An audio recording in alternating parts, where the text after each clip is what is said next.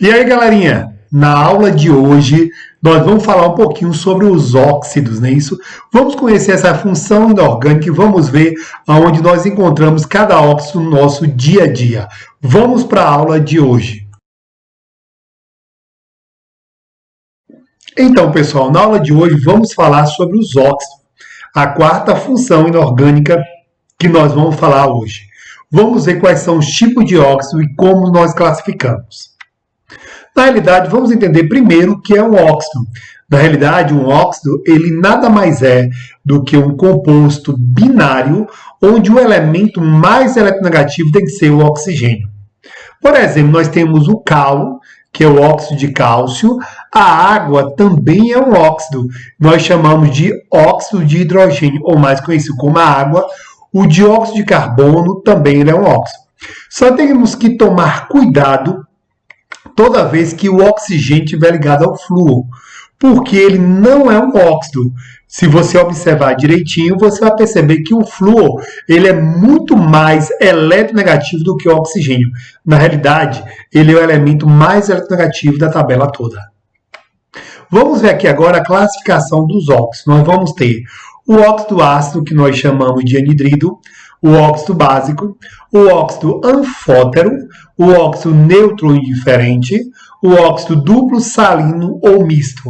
Nesse caso aqui, todos os óxidos vai ter o oxigênio com NOx igual a -2. Nós temos dois casos especiais, que são o peróxido, onde o oxigênio vai ter o NOx dele igual a -1, e o superóxido, onde o oxigênio vai ter o NOx dele igual a -2. Vamos ver aqui agora cada um desses óxidos. Vamos ver aqui agora o primeiro óxido, que ele é chamado de óxido ácido ou anidrido. Os óxidos ácidos, eles reagem com a água formando ácido. A reação ela é bem simples. Você vai pegar o óxido, vai reagir com a água e ele vai formar o ácido. Por exemplo, o gás carbônico, quando ele reage com a água, vai formar o ácido carbônico. O trióxido de enxofre, quando reage com a água, vai produzir o ácido sulfúrico. O pentóxido de dinitrogênio, quando reage com a água, ele vai formar o ácido nítrico. Uma coisa interessante, todos esses óxidos que eu citei aqui para vocês, eles são gasosos. E quando ele vai para a atmosfera, que ele reage com a água da chuva, ele vai produzir, então, o que nós chamamos da chuva ácida. Nós vamos ver aqui agora, pessoal, esse fenômeno climático que nós chamamos de chuva ácida. Vamos entender o que é esse fenômeno. A chuva ácida, na realidade, ele é um fenômeno atmosférico que consiste na precipitação de uma elevada acidez. A chuva apresenta uma grande concentração de ácidos. Normalmente, a chuva apresenta um pH 5,5. Quanto menor o pH, maior vai ser a acidez. Então, nesse caso, quando acontece o fenômeno da chuva ácida, não se esqueça que o pH ele vai diminuir, aumentando a acidez. E aí nós vamos ter, pode ter origem tanto natural, por meio de vulcões, que emitem gases da atmosfera, e também por meio de processos biológicos. Como também pode ter origem de atividades antropogênicas, ou seja, produzida pelo homem, devido à concentração de indústrias e veículos que, por meio da queima de combustível fóssil, lança gases à atmosfera. Nós vamos ver ainda que a chuva forma-se quando há uma elevada concentração desses gases, como dióxido de enxofre e de nitrogênio na atmosfera, que ao entrar em contato com gotas da água suspensa no ar, reagem formando ácido. Isso resulta na chuva com elevada acidez, ou seja, menor pH. E nós temos alguns problemas climáticos que acontecem com a consequência da chuva ácida, que esses problemas são especialmente ambientais. Consequências que ocorrem são a acidificação do solo, contaminação do curso da água, perda da biodiversidade, que algumas espécies ela não resistem à elevada acidez, lentidão no desenvolvimento de vegetais, desenvolvimento de doenças respiratórias nos seres humanos e destruição de monumentos e obras civis. Vamos ver agora quem são os elementos formadores de anidrido.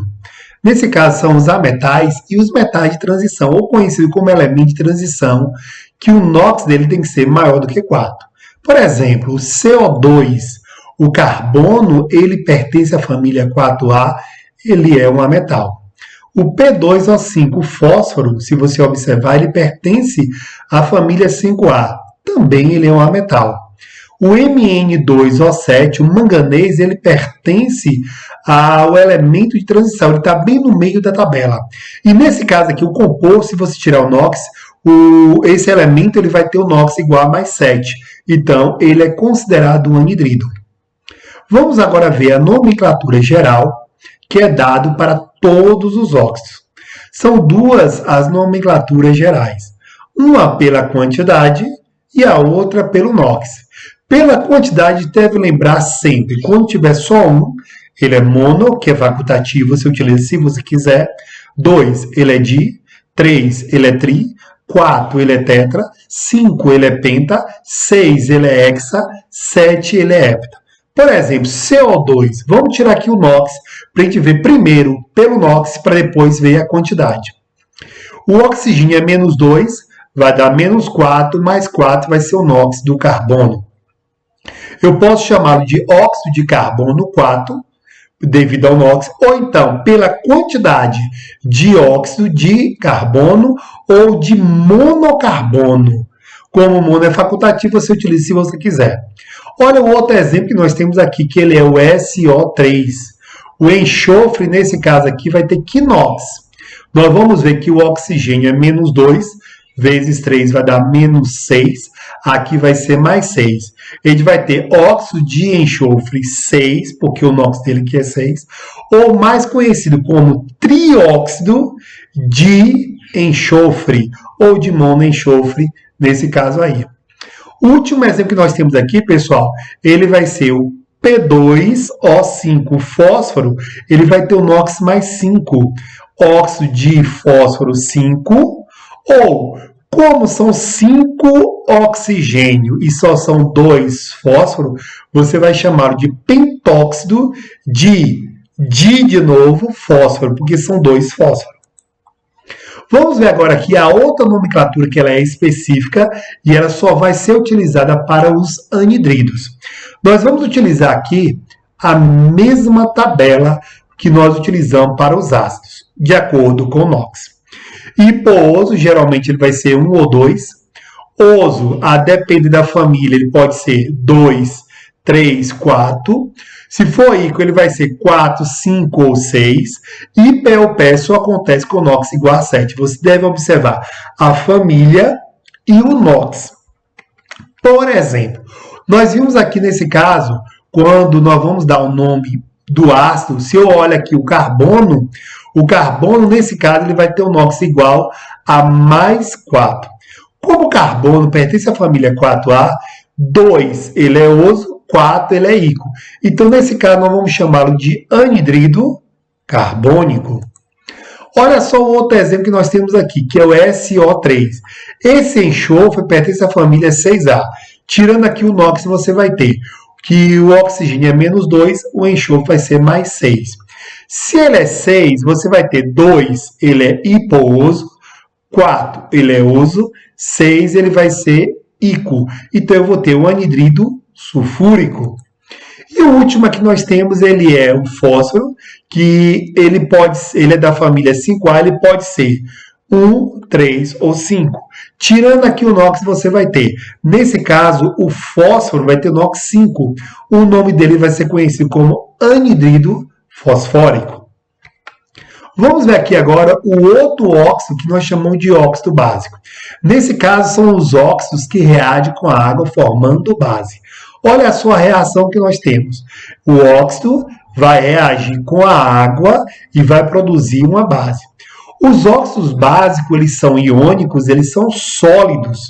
E aí você vai ter o Na2O, quando reage com a água, vai produzir a soda cáustica ou hidróxido de sódio. O cal, quando reage com a água, vai produzir o hidróxido de cálcio. O óxido de prata, quando reage com a água, vai produzir o hidróxido de prata. Então, dessa forma, nós temos a reação para a formação dos óxidos básicos. Agora vamos ver quem são os elementos formadores de óxido básico. São os metais principalmente da família 1A e 2A, e os metais de transição, o elemento de transição que nós chamamos de ET, com NOx menor do que 4. E aí você vai ter, nesse caso aqui nós temos o Na2O. O Na, ele pertence à família 1A, ele é um metal alcalino. Cal. O cálcio, ele pertence à família 2A, ele é um metal alcalino terroso. E aqui nós temos a prata, que ele é o elemento de transição. E se você tira o NOx dele aqui, vai ser mais um menor do que 4, nós dizemos que ele é um óxido básico. A nomenclatura dos óxidos básicos, a nomenclatura para os óxidos básicos é bem parecida com a base. Preste bem atenção. Nesse caso aqui, nós vamos observar que o Na ele tem NOx fixo, que é mais um. Então, ele só vai ter um nome, óxido de sódio. Galera, o cal, o NOx dele aqui é mais 2. Então, ele vai ter só o nome, que é o óxido de cálcio. Quando ele tem mais de um NOx, nós vamos ter que dar as duas nomenclaturas. Por exemplo, o cobre aqui, o oxigênio é menos 2. Nesse caso, o cobre vai ser mais 1. Eu posso chamá-lo de óxido de cobre 1. Ou então óxido cuproso, oso, porque é o menor NOx para o cobre. Nesse caso aqui, o cobre tem o NOx 2. Eu vou chamar óxido de cobre 2 ou óxido cúprico para esse caso aí. Vamos agora conhecer o próximo óxido, que ele é chamado de óxido anfótero.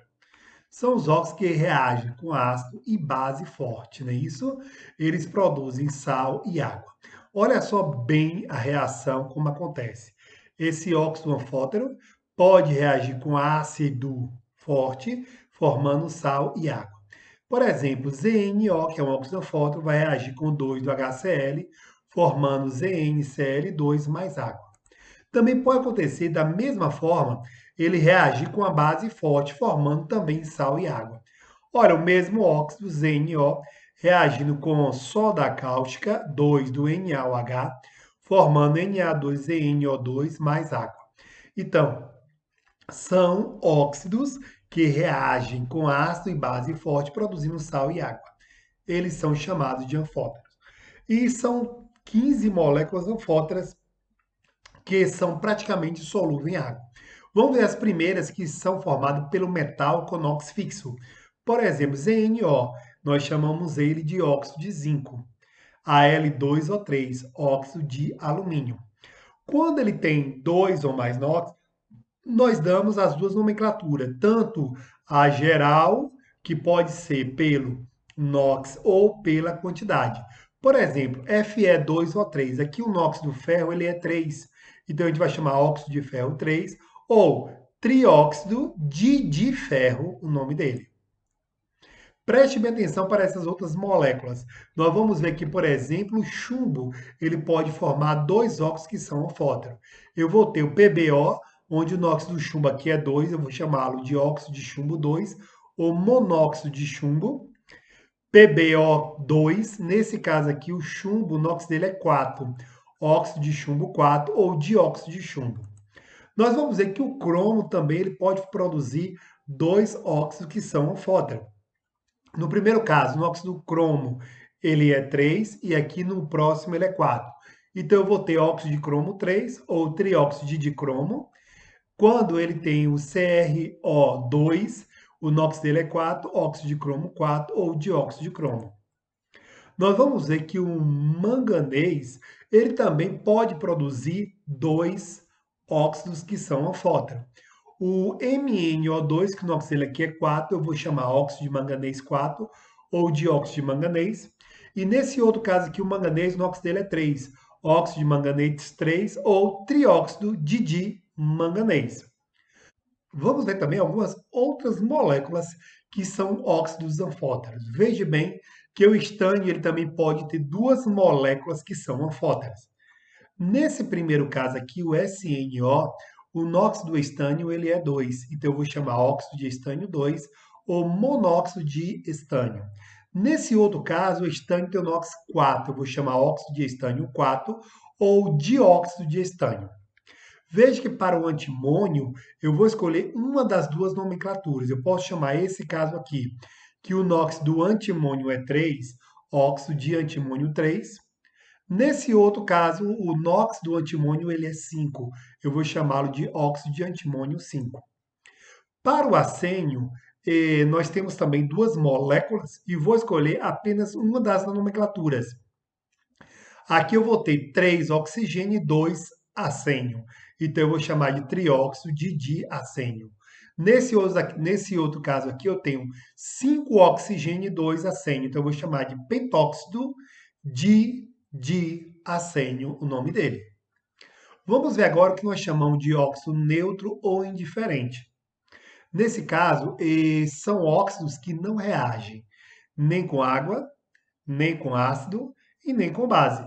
Ele não reage praticamente com ninguém. São três moléculas que são neutras ou indiferentes. O primeiro caso nós chamamos de monóxido de nitrogênio. Ele é o NO. O outro que nós temos, ele é o CO. Nós chamamos ele de monóxido de carbono. Ele não reage com água, nem com ácido e nem com base. Mas essa molécula é interessante que para nós seres humanos, ela é muito perigosa, porque ela reage com a hemoglobina do sangue, formando a carboxiemoglobina e ela não solta mais.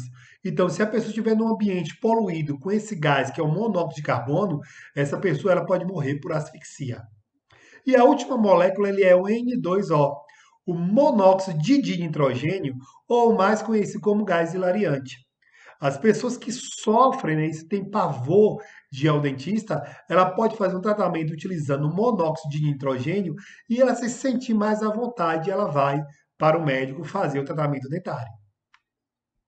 Vamos ver aqui o que nós chamamos de óxido duplo, salino ou misto. São os óxidos formados pela mistura de dois óxidos. E eles apresentam NOx fracionado para o metal. O NOx dele vai ser mais 8 dividido por 3, 8 terços. E sua forma vai ser sempre o metal com 3 e o oxigênio com 4. Olha só a mistura como é feita esse óxido duplo. Eu posso pegar aqui, por exemplo, o FeO, o NOx do ferro aqui é 2, o Fe2O3, o NOx do ferro aqui é 3, e aí quando eu junto as duas moléculas, vai formar o Fe3O4, que o NOx desse ferro aqui vai ser 8 terços. Outro exemplo que eu tenho aqui é o caso do chumbo. Eu vou pegar o PbO, são duas moléculas, reagindo com o PbO2, vai formar o Pb3O4. Também o seu NOx vai ser aqui 8 terços. Observe que é muito fácil de você identificar, basta você observar a fórmula. Vai ser sempre o metal 3 e o oxigênio com 4. A nomenclatura para ele é muito fácil. Por quê? A nomenclatura a gente vai olhar apenas a quantidade de cada elemento. Por exemplo, Fe3O4. São 4 oxigênio e 3 ferro. Eu vou chamá-lo de tetróxido de triferro. Olha só esse outro exemplo. São 3 chumbos e 4 oxigênio. Galera, eu vou ter o tetróxido de trichumbo. E por último aqui eu vou ter o tetróxido de trimanganês para este último caso aqui. Vamos ver agora os casos que o oxigênio vai ter NOx diferenciado, que é o peróxido e também o superóxido. Quando ele é um peróxido, o oxigênio vai ter o NOx dele igual a -1. Eles são formados principalmente com os elementos que apresentam NOx fixo. Família 1A, que o NOx dele vai ser mais 1. Família 2A, que o NOx dele vai ser mais 2. A prata, que tem NOx 1. E o hidrogênio, que também tem NOx 1. Olha só, Na2O2. Observe, quando eu vou tirar o NOx, eu não começo pelo oxigênio, e sim pelo sódio, porque ele apresenta NOx fixo. Mais 1 vezes 2 vai dar mais 2, menos 2 vai dar menos 1. Como o NOx do oxigênio aqui é menos 1, nós chamamos ele de peróxido de sódio. Olha só o outro exemplo, galera. CaO2. O cálcio, ele é o mais 2. Vou dividir por 2, vai dar menos 1 para o oxigênio. Nós chamamos ele de peróxido de cálcio. O próximo, H2O2. Pessoal, o hidrogênio é mais 1. vezes 2 vai dar mais 2, aqui só pode ser menos 2. Dividir por 2 vai dar menos 1. Então, nós chamamos esse cara de quê? De peróxido de hidrogênio, ou mais conhecido como água oxigenada. Vamos ver aqui uma reportagem que ele vai falar para vocês mais um pouquinho sobre a questão da água oxigenada. Usada normalmente para descolorir os pelos e cabelos, a água oxigenada também tem outras utilidades. Veja o que é mito e o que é verdade antes de usar esse produto.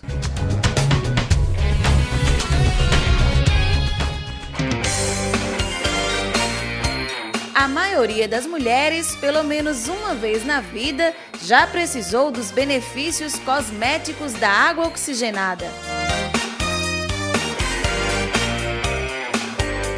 Considerada um produto de higiene pessoal, ela também é usada para combater fungos e bactérias. A indicação é feita através do número do volume encontrado na embalagem. Mas atenção! É necessário ter cuidado para não prejudicar a saúde. O professor de farmácia Estênio Lacerda responde o que é mito e o que é verdade sobre a água oxigenada. A água oxigenada pode ser usada como enxaguante bucal? É um mito. A água oxigenada deve ter muito cuidado para o manuseio dela, justamente para o uso como enxaguante bucal, porque a Anvisa, que é um órgão regulador, ela preconiza que essa água oxigenada seja utilizada numa concentração muito baixa. Então, o que é indicado é se fazer o uso de enxaguantes bucais, porque eles sim possuem a concentração de água oxigenada da forma correta para fazer o uso, tanto como enxaguante bucal como para clareamento dos dentes. Manter as escovas de dente em uma solução com água oxigenada elimina os germes? Olha, é um mito, certo? A água oxigenada, da mesma forma como outros produtos, tem um prazo de validade. E você utilizar, né, água oxigenada para você deixar escovas de dente de molho pode estar promovendo, né, durante um período de tempo, a degradação dessa água oxigenada, e em vez de você promover a limpeza da escova, você está sim produzindo a produção de novos micro-organismos. O que é indicado? Você utilizar água oxigenada para apenas lavar a escova e não deixar de molho. Usar água oxigenada nos pés evita frieiras, fungos e chulé? É uma verdade, né? A água oxigenada, ela promove a morte de micro-organismos que promovem esse mau cheiro promovido pelo suor excessivo nos pés. Beber gotas de água oxigenada mata bactérias e vírus? É um mito. A água oxigenada, ela não deve ser utilizada para esse fim, né? A ingestão de água oxigenada ou a lavagem, bocejo com água oxigenada, ela pode vir a promover irritação da mucosa da boca, da garganta. Se ingerida, pode levar até dores abdominais. Então, de forma alguma, deve ser utilizada água oxigenada para esse fim. A água oxigenada serve para desinfetar todos os tipos de superfícies? É um mito quando você utiliza apenas para limpeza de pias, né, e banheiros dentro de sua residência, porque o mecanismo pelo qual a água oxigenada atua, né, não possibilita essa desinfecção nesses ambientes. No caso de ambientes hospitalares, que aí você vai ter secreções como escarros e possivelmente algumas gotículas de sangue, você fazer a limpeza desses produtos, eles ativam a água oxigenada, né, liberando o oxigenativo, que é o ingrediente que vai promover a morte desses micro-organismos. A água oxigenada evita infecções e ajuda na cicatrização de ferimentos? Verdade. Esse é o principal uso da água oxigenada, para promover, né, a limpeza de regiões com ferimentos, né, utilizada principalmente como antisséptico. Vamos ver agora o último óxido que nós chamamos de superóxido, porque o NOx oxigênio ele é menos meio, é o maior NOx que ele apresenta. Você vai ver que quando ele é óxido é menos 2, quando é um peróxido é menos 1, quando é superóxido ele é menos meio, o maior NOx que ele apresenta. São formados por elementos da família 1A, que o NOx dele vai ser mais 1, 2A. São todos iônicos e são sólidos. com a estrutura que ele vai ter 4 átomos de oxigênio ligados entre si. Quando você tira uma média, você vai ver que o oxigênio vai ter NOx menos meio. Nós temos aqui, por exemplo, o Na2O4. Se você for tirar o NOx, você vai ter o quê? O sódio é mais 1, que tem NOx fixo da família 1A. Vezes 2 vai dar mais 2, menos 2 dividido por 4, simplificando vai dar menos meio. Quando o NOx desse óxido ele é menos meio para o oxigênio, ele é chamado de superóxido de sódio. Olha o outro exemplo, CaO4. O cálcio ele é mais 2. Mais 2 menos 2 dividido por 4 vai dar menos meio. Nós chamamos esse cara de superóxido de cálcio, o nome dele. Então, na aula de hoje, falamos um pouquinho sobre os óxidos. Espero que vocês tenham gostado. Valeu aí, galera!